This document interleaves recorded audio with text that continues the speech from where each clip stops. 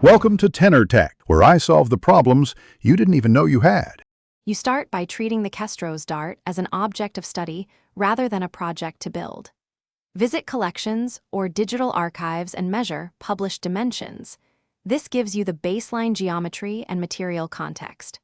Once done, compare multiple examples to understand variation and construction intent, and make sure to record provenance and legal constraints. You will use these findings to inform replicas for display or study.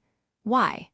Accurate interpretation prevents misrepresentation and avoids unsafe reproduction of a weapon. You now analyze how the Kestros function by studying form and materials rather than following build steps. Look at mass distribution and tip geometry to infer flight behavior, and assess how tails or shafts were attached. This explains mechanical logic.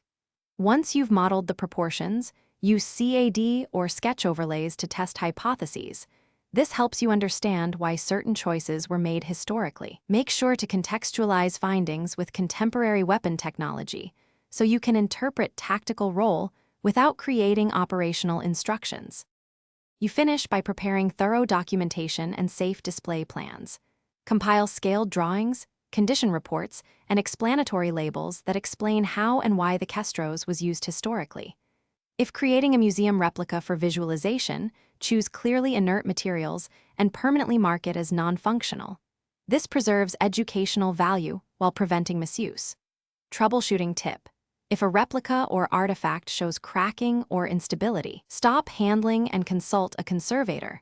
Do not attempt amateur repairs that could worsen damage or create hazards.